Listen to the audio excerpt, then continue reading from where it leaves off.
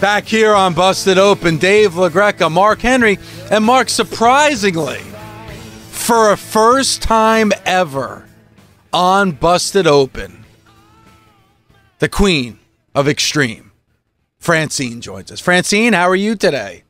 Good morning, gentlemen. How are you? Gentlemen, Mark. Francine, come on now. You know we're not gentlemen. I think you are. That's how I see you anyway. Thank you. You're such a sweetie pie. Francine, it was so good to meet you. I'm just let you know right now, like we navigate this world of pro wrestling and we travel long and far. And whenever we meet people that have done a lot in this industry, we tend to like try to feel them out and see how they are. And I reported back to Dave. I said, Dave, Francine is one of us. Oh, that makes my heart happy. Thank you so much. It was a pleasure meeting you as well. And I was really glad that we got to sit there and talk for as long as we did and get to know each other a little bit because I enjoyed our time together. Yes, it was awesome. And I got, so I was telling Dave, I sat there getting couch time with Shane and you and Gangrel and it was just really, really good to see how well Hornswoggle's event went. And and the reaction that you and Shane got was absolutely wonderful. Does it ever get old getting to the ring and feeling the love and seeing the respect that the fans give you? I will tell you the truth, and this might come off as a little corny. I was overwhelmed that weekend. I had done a show the night before in Ohio and then flew out to Wisconsin for Dylan. And I was so scared because I hadn't worked in 10 years. I hadn't been, involved in anything like show-wise in 10 years. And I hadn't worked with Shane in 14, although I have seen him at signings and we kept in touch. But I'm 47 years old, and I honestly feel like my time in this business has passed work-wise. I think I'm still okay to do signings and stuff, but I honestly didn't think anyone would even want to see me perform anymore because I'm just, like, who wants to see a 47-year-old running around ringside? To me, like, I think I'm past my prime. And a year ago, Daphne, who is a very good friend of mine, literally forced me to join Twitter because I didn't have any social media. I wasn't really involved in anything, but I was doing my first WrestleCon. I was so overwhelmed with people wanting to follow me and talk to me on Twitter and stuff. Like, I didn't think anybody cared anymore.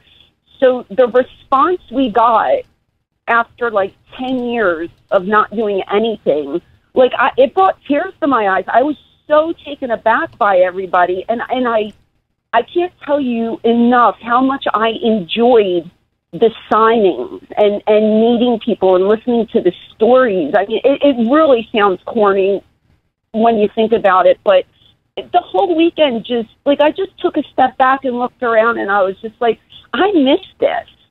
I haven't done it in so long, and I truly missed it.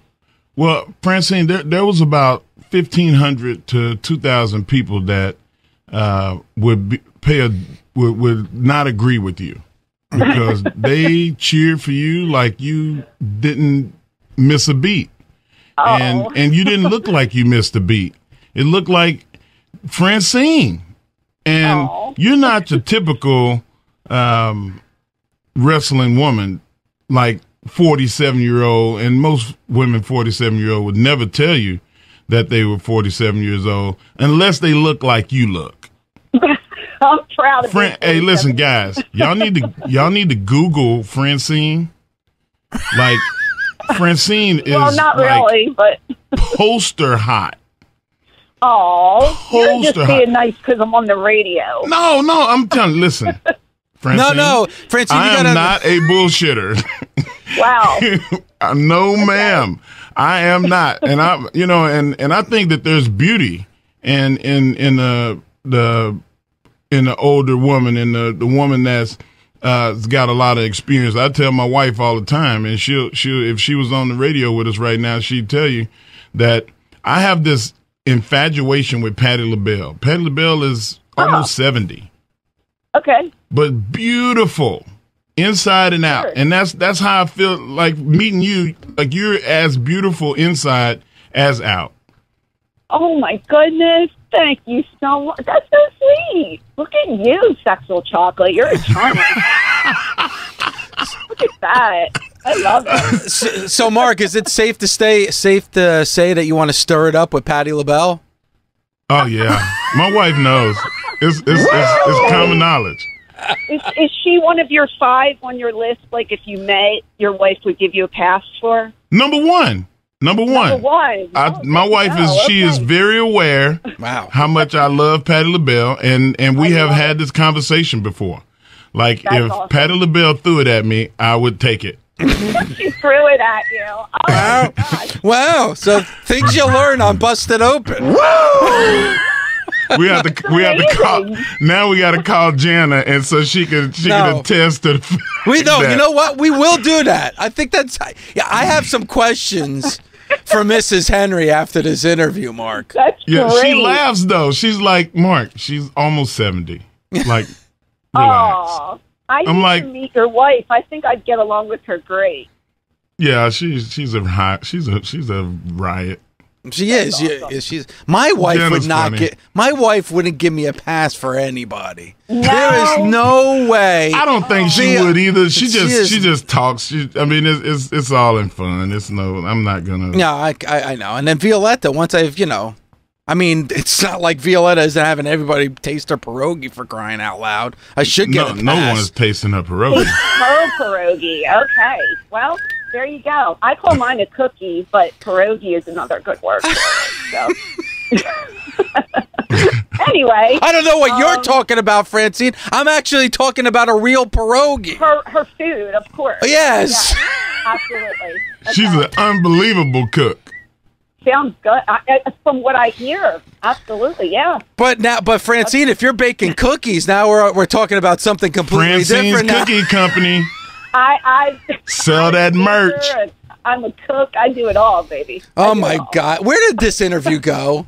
I have so Off the many rails, baby. legit questions that This I want to is talk Off to the Francine Rails about. Thursday. You know what really? Patti LaBelle threw Mark off. That's what it was. You got all hyped up over Patti LaBelle. So. It's the coffee, Francine. I told you. I told you in the little lounge, the little green room. I was all hyped up off coffee. Wait, are you playing the ball game right now as you're talking to me? Because I need. I'm to not. Focus. I'm not playing. Not on the air. Whoa, Not on the Okay, air. good. So wait a second here. So are you telling me, Mark, that when you met Francine at this show and you were sitting on the sofa with Francine, you were playing a video game? Yeah, I was showing her the balls game. No, because I was sitting across from him. Dave, and stop there it. was Not that balls game. No. I was sitting across from him, and we were having a nice conversation. And there was a television screen to the right of me, to the left of Mark, which showed the show. So we were kind of watching the show, and we were talking to each other. And I heard boop boop boop boop boop. And finally, I said, "What are you doing over there?" He's like, "Oh, it's a game. It's called ball something or other." And he was playing it without even looking at the phone. And I was like, "There's no challenge to that. Like, why are you even playing this?" I'm like a 4-year-old. And he's like, "Oh, it's so relaxing." And I'm just like, "Okay, well, you got 8 things going on right now." And he's literally got his phone and he's playing this game while he's talking to me. And we're watching the matches and he's conversing with everybody in the room. So he's multi-talented. Yeah, I'm a multitasker. Yeah, you are. I can see why, you lasted so long in this crazy business. You could do it all. Wonderful. Well, I'm glad he left because now he's with us on Busted Open. He does a tremendous job on the air. Absolutely. Thank you, Dave. I'm speaking from the heart, Mark. But no, seriously, Francine, what really got to me is when you were talking about coming back and being gone and not sure how the fans were going to react. And you mentioned Daphne, and I've had multiple conversations with her. She's an amazing woman as well, who has a tremendous fan base. And she had a lot of the same fears. And I know she had some doubts about going out to WrestleCon and being a part of and how people were going to react. I hope she enjoyed the experience as much as you did. I think I enjoyed it more than she did. right now, I think, what's that line from the movie? I thought I was out, but they pulled me back in. Oh, from Godfather 3, Al Pacino. Yeah. So I think that's what I'm kind of experiencing right now, because with working this past weekend, like I honestly thought this was all behind me, and I'm just going to do signings and stuff, but the response we got has been so overwhelming that Shane and I are booked together like into the beginning of next year now. Wow. And they have me doing shows again. And like I said, I was apprehensive, but I had such a good time. And I mean, my health is not 100%, so I can't like bump like I used to. And quite frankly, I don't want to because it hurts. But I can still do some stuff. And I was able to swing that cane, and it just felt good, you know, and it was so great playing off the fans and stuff. So I realized that this weekend made me fall in love with wrestling again, so to speak, you know, and it was something that had been lacking because I'm just a mom, you know, I'm just a mom and a housewife and a caregiver for my mom, and I have not been in front of people in forever, and that just gave me like a little taste, and I'm like, I think I want a little more. So, you know, if the people want us, we're going to come and we're going to do it. I think that's awesome. That's awesome. Yeah, man. that's really cool to hear. Because you're right, it is, and I've used that line from Godfather 3 multiple times when speaking to superstars here in this studio on this show, because it seems like it is something that's in your blood and you can't get out of it. And it seems like, from what you're saying, that you were out of it and you were happy about being out of it. You moved on. You know, you're now a mom and a wife, and man, just that little bit of taste, just that little bit of love from the fans seems like now you're back on the track to being involved again and embracing that side of you. And I think that's awesome. I think that's a good thing. It made me very happy. It made me happy to be out there. And I mean, I'm very happy with my kids. Don't get me wrong. Like, the motherhood is the best thing I've ever done in my life. But I realized, like, you know, wrestling was a big part of my life, especially like I started when I was 20 years old, you know, and this is like my 26th year in the business, so to speak, because I took a little bit of time off. But 26 years ago, I walked into Todd Gordon's pawn shop, not knowing the soul and not knowing what I was getting myself into, and having him tell me, "Oh, you're not going to bump because you're too pretty to bump." And I didn't even know what a bump was. You know, at that point, I just watched wrestling on TV. I didn't know the language.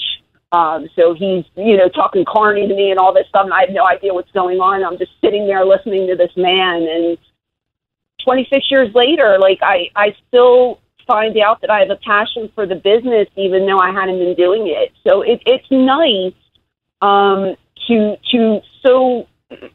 just re-enter the sport, you know, and I feel like Shane and I are kind of breathing new life into each other, because he's been working solo for so long, and now having me with him just adds another element to that. And having him join me on signings makes it that much better for the fans who likes us as a pair. So it's just working out well, and I'm really happy with it. Wow, that's one of the things I like about this business, Francine, is the fans let you know all the time that you meant something to them. And ultimately, right, every day you wake up and you feel like, am I doing something that means something? Is this meaningful? Am I somebody that invokes having somebody feel good about themselves? Or, you know, you just want to be wanted. And this business wants us, and it never lets us go. And it's amazing because, like, in my mind, I'm like, okay, it was like 20 years ago. I don't think they forget, but maybe they've moved on. People are still so passionate about ECW and about the triple threat and Shayna. And I was just like, I was sitting back, like, when we were doing the signing and just looking at our line. And I was just like, man, this is nice. Like, it made me feel so good. And it makes me feel like, yeah, maybe I did leave a mark on the sport somehow. You know what I mean? Like, I just thought I was irrelevant in this day and age. But, I mean, you know, bookers are calling and they want us out there. So, like I said earlier, if they're going to call, we're going to come. you know, and it's fun. If it wasn't fun, I wouldn't be doing it. It wouldn't be beneficial to leave my family for the weekend if it was just like, oh God, I have to go to this job. You know what I mean? But I'm enjoying myself, and it's great, and I'm able to help my family out financially, and I get to meet all the fans, and I get to meet people like you, Mark, that I haven't come across. You know, it's great to meet other people in the business, you know, younger talent and new talent, and I'm just enjoying myself. It's just fun. It's a lot of fun. Sometimes you love your family, but you need a break. I heard that. Yeah, I love y'all to death. Bye.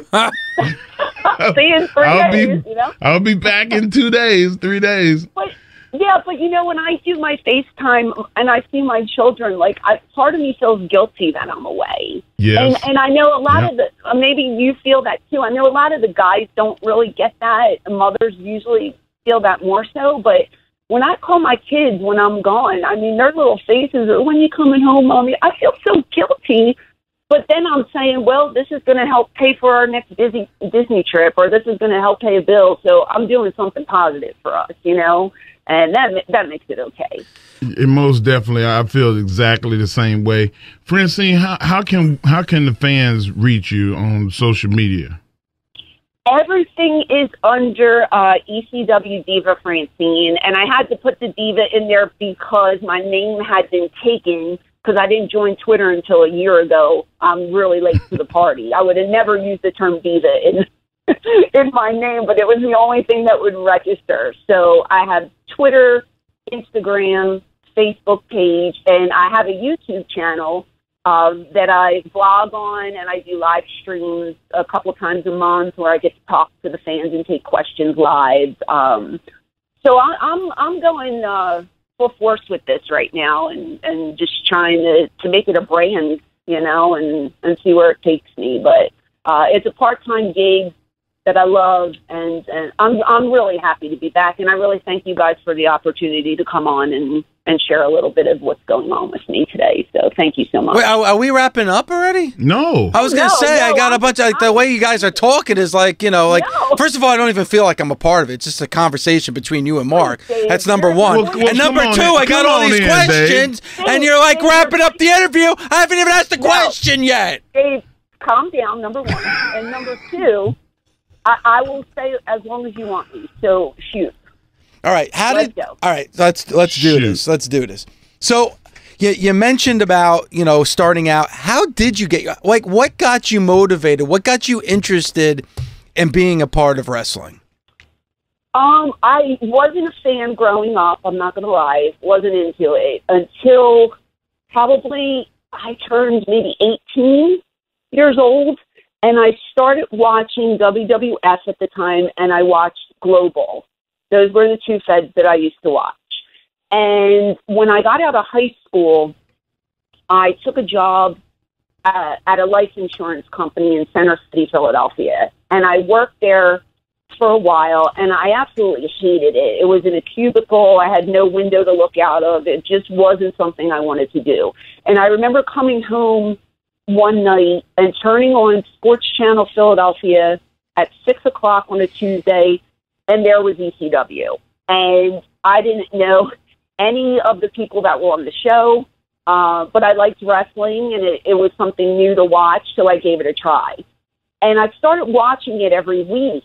And about a month in, there was a commercial that came on, and it said, hey, do you want to be a manager or a wrestler or a referee? Give us a call. I picked up the phone. I didn't know a soul. I called the number, and I just said, you know, I'm interested. I watch your show, blah, blah, blah. And they gave me an address to come down and to meet the guy that was in charge. And here it was Todd Gordon, like I said earlier, at this pawn shop on Jewelers Row in Philadelphia. And I'm 20 years old. I don't know anybody. My dad drove me down there. He waited in the car because I didn't want to look like a baby walking in with my father. But I was scared to death to go by myself. And I had to get buzzed in. And I walk in, and there's a couple people behind glass windows, and they point to this door down a hall. And I just go down the hall and I open the door, and there's Todd with his feet on the desk with his arms crossed, and he's just looking me up and down, and I'm just like, what the heck did I just get myself into? Like, I don't even know what's going on. It's a back room. This guy looks shady. Like, I don't even know. But I sat down, we started talking, and he just explained to me, you would be going to a wrestling school, and the school is in the back of the ECW arena in South Philly. And my trainer was supposed to be Larry Winters, but I wasn't available at the time he was available, so we had JT Smith train me instead. And I just went and I started training with him. I was the only girl there at the time. We started training. Todd came down. He wanted me to do like a tryout match, so I had a wrestling match. And then they told me to come to a show where I was going to be, I believe it was Miss Montgomeryville. It was in Montgomeryville, Pennsylvania. It wasn't TV or anything. It was just a house show. And that was the first time I met Paul Heyman. And I remember I go in the locker room and I shake his hand, and he says to me, you're going to take a choke slam tonight. And like, we didn't do choke slams in wrestling school, so I wasn't really sure what it was, because I hadn't really seen 911 on TV that much at that point. And I just looked at him, and he's like, you don't want to do it? And I said, no, I'll do it. I said, I don't even know what it is. He says, don't worry, they'll guide you. I said, oh, okay. So they had me come out, and I'm waving to fans like I won this beauty pageant, and I'm the guest timekeeper. And during the match, I see Al come out, and he grabs me, and he gives me that choke slam. And at the time, I think I was like about 110 pounds soaking wet. I was really little. And the whole crowd just gasped, and then it was quiet. And they put me on a stretcher, and they took me out the back door, and they put me in a car and had somebody drive me home. I didn't even go to the locker room. Wow. And that was it. Paul, somebody had called me, it might have been Dreamer or something, and they're like, Paul wants you to come to the next show. And I said, okay. And I just kept showing up, and will you do this? Sure, sir. Will you do that? Sure, sir. Whatever they wanted me to do, I just did. And then he was just like, you're ready for TV? And I said, okay, because I had done house shows for them for a little bit. And then I got a contract. So wow. Everything just fell into place, and I was so eager to work. I was just like, yeah, I'll take that finish. I'll take your finish. I don't care, And we did the table spot, and then it just erupted. Francine, so can I give you a reenactment of how your walking in the door went? My walking in the door? Sure. Yeah, when you came into wrestling and you went down to Todd's office. Yes. And Todd had his legs up on the desk and he had his arms folded, and y'all had your conversation, and then y'all shook hands and you left and went back to the car feeling good. Wow, this was awesome. I'm going to start learning to wrestle. And he got on the phone and he called Paul, and he called everybody that he knew and said, holy smokes, guys. Well, this lady just came in. She is hot. Oh, we got to have her on the show.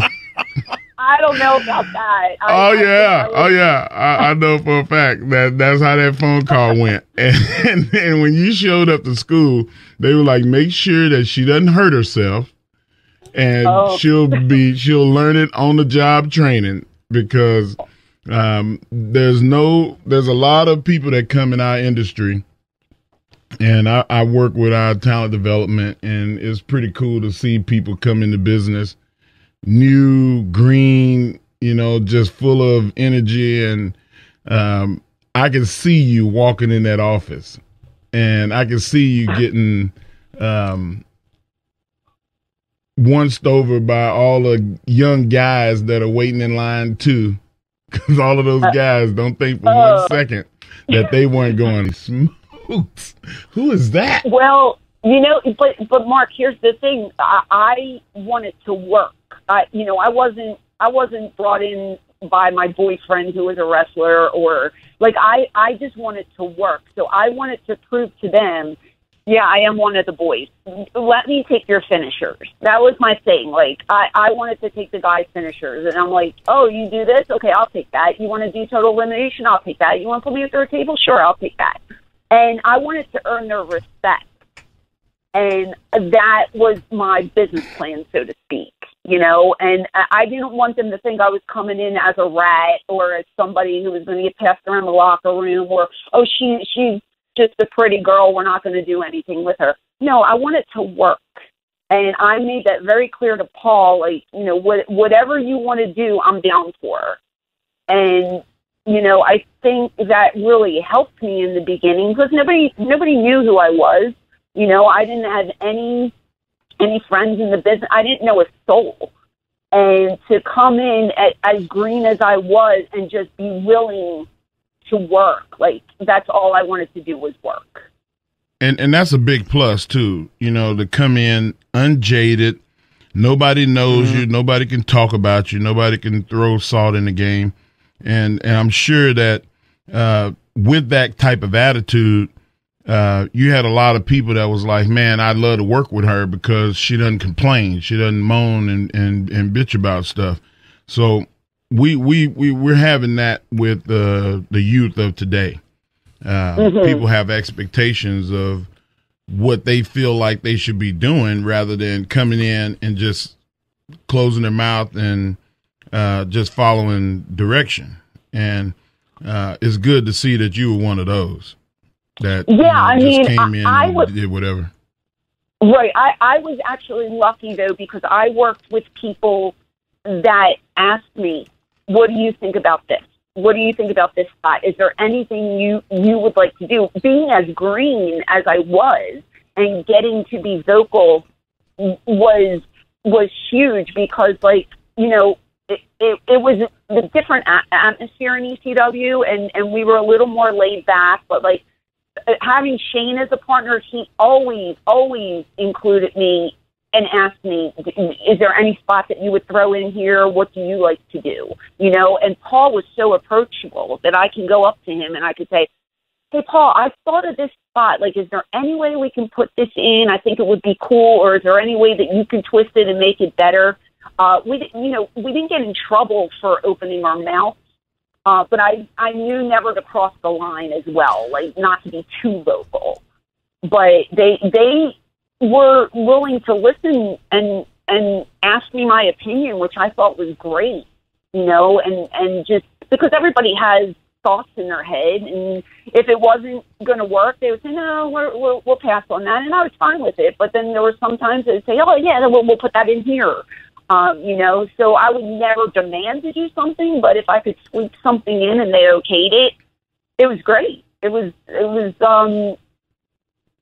a great place to work. I was never nervous going into that company to work with anybody there. So it was a great 7 years of my life for sure. You know, Francine, earlier in the show, Mark and I were talking about, you know, garnering emotion from the fans. And you were able to do that as well. I mean, I think everybody remembers, you know, Tommy Dreamer and you turning on Tommy Dreamer and aligning yourself with Raven. And honestly, that feud between Dreamer and Raven is one of the best feuds in the history of pro wrestling, in my opinion. And you were definitely in the middle of that. I mean, what was that like for you? And it's one thing getting love from fans and being a part of something, but what was it like to be on the other side where you're getting as much hate as you did at that time from the fans? I believe I was a heel about 90% of my career, and I truly loved being a heel. You know, I loved working, so when I had to be a babyface, I was okay with it, of course. Being a heel is just so much more fun. And to elicit some of the chants that the people would throw at me. I mean, there have been so many times that, you know, I got, she's a crack whore, or she's got herpes, or when I bit Terry Funk's ear and had the blood all over me, I had an HIV chant at me. I mean, crazy crowd response. I loved every single minute of it. the more they called me names, the more I ate it up, because, you know, it means you're doing your job. Mm-hmm. And I didn't care what they called me, because my character was a dirty bitch, a dirty whore. That's what she was. I am total opposite in real life. I hope people know that about me. But it was such a fun character to play. You know what I mean? So turning on guys and getting that crowd reaction, it meant the world to me. It means you're doing your job correctly, you know? And I remember, like, you know, because most of the outfits I wore left little to the imagination back then. And the initial response from the crowd was always a cheer. But after, like, 5 seconds, they'd start booing me again, you know? And, like, we were able to turn them every single match. And that was something that I took pride in, because it's just, like, you know, it's easy for a girl to get cheered if she's half naked, but how are you going to make them boo you? You know? And it was fun. It was a challenge, and I loved making the crowd hate me, if that makes any sense. It does. Okay. And listening to you is is there one moment or one match? Is there one memory that you probably cherish more than any other during your career? I believe, for me, I think the turn on the Pitbulls when I ended up with Shane Douglas and went through the table was probably one of the biggest high points in my career. Because, number one, I don't believe that there was, I mean, maybe overseas it happened, but I've been told several times I am the first girl to ever go through a table. I don't know if that's true or not, but that's what I've been told. The build-up to that turn was amazing. I don't think anybody had seen it coming, because the way Paul had planned it out, everything fell into place. And so when I stood in the center of the ring and I took that skirt off and I had, you know, franchise written on my panties and turned to the crowd and showed them, everybody was just like gasping, you know. And then the payoff, yeah, that bitch is going to go through a table, you know. And then Shane carries me off and gives me a kiss, and we solidify our relationship. And I work with him for the next 3 years, and I probably would have been with him longer if he didn't defect to WCW. But for me, that was my first heel turn, you know, and it's the best one, I think, in my opinion.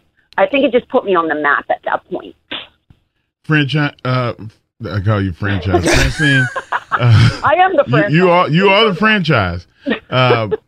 Can you give Tommy Dreamer, and we've talked about Tommy Dreamer. Tommy Dreamer is one of our co-hosts. And can you give us a story about Tommy?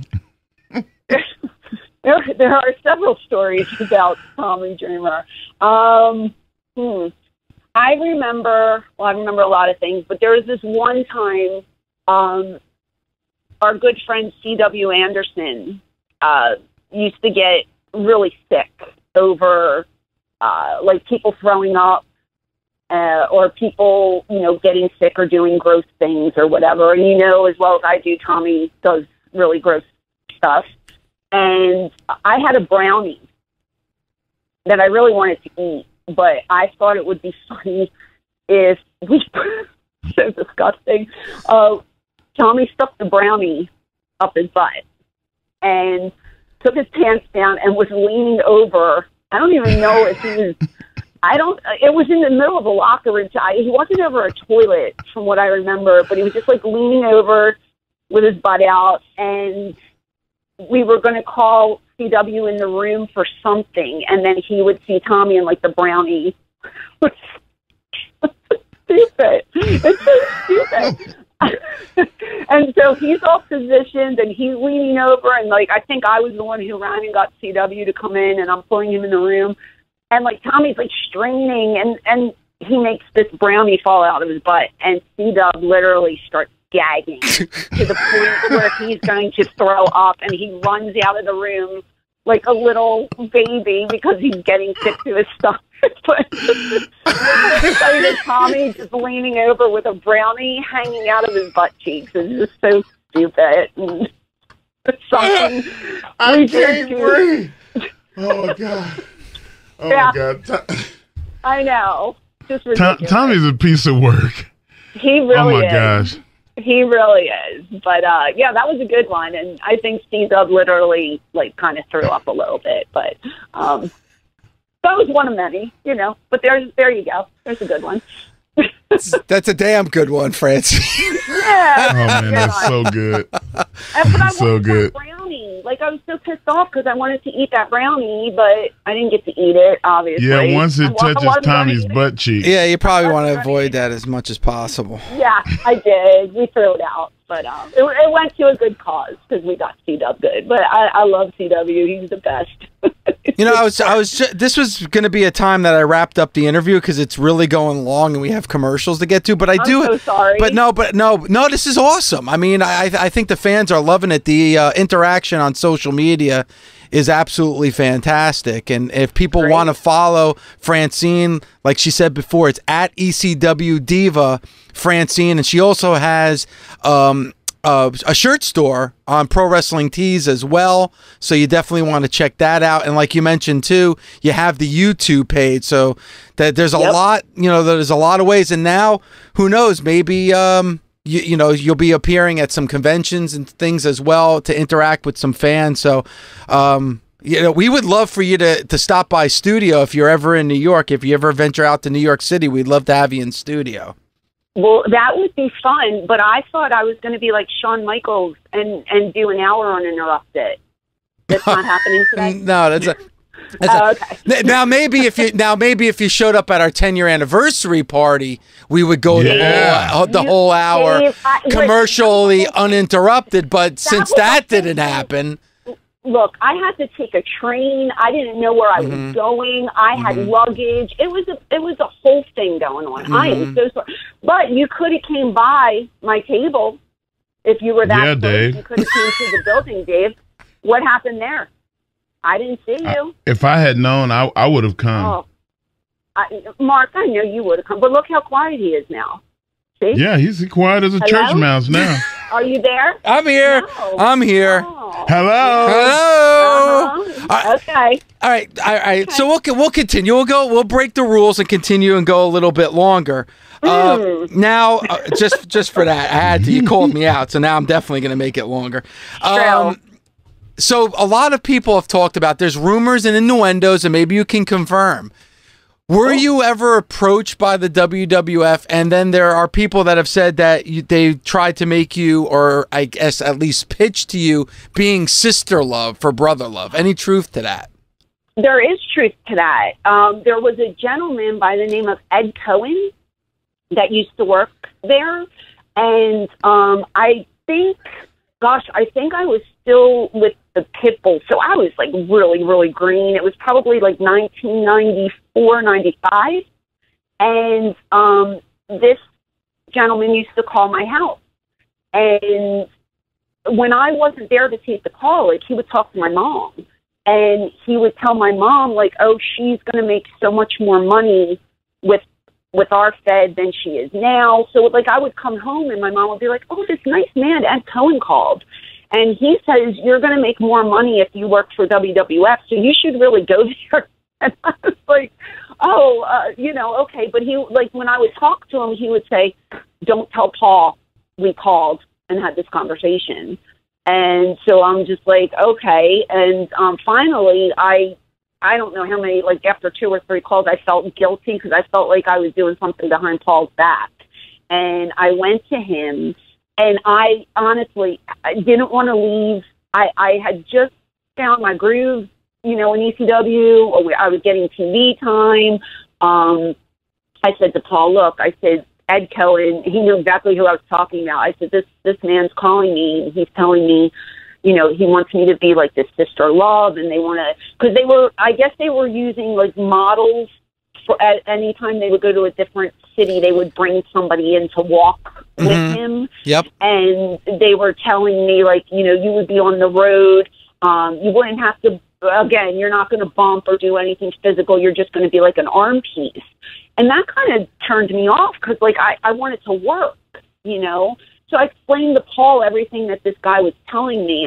And Paul's like, I can't compete with their money. And I just looked at him and I said, well, I know. And he said, well, what would make you stay? And I said, well, can I get a little bit of a raise? And he bumped my pay up, you know, and that was one of many times he bumped my pay up, but he bumped it up. And he just said, I would love to keep you here. He said, but if you want to leave, I understand. And I said, I don't want to leave. I said, I had no desire to leave. And loyalty. Francine, you're awesome. I love you. Guys, I hate to break up the party, but we actually do have to take a commercial break. So I'm sorry. No, Alex, Metz. See you, Francine. I got to pay the bills. See, Francine, you got me in trouble. Nice.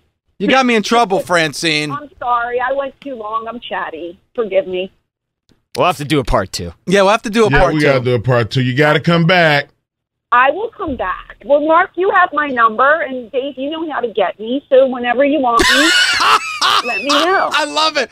Mark, you have my number. Dave, you know how to get in touch with me. You know, write a letter or, you know, send a telegram. You don't want to meet me in person for some reason. So, you know. He's That's weak. how you get the digits. I'm weak. You don't want to break down. I'm weak. Francine, thank you so much for your time. We truly appreciate it. I thank you guys. I love the show. Love you. And, yeah, if you need me, call me. Call me, Mark.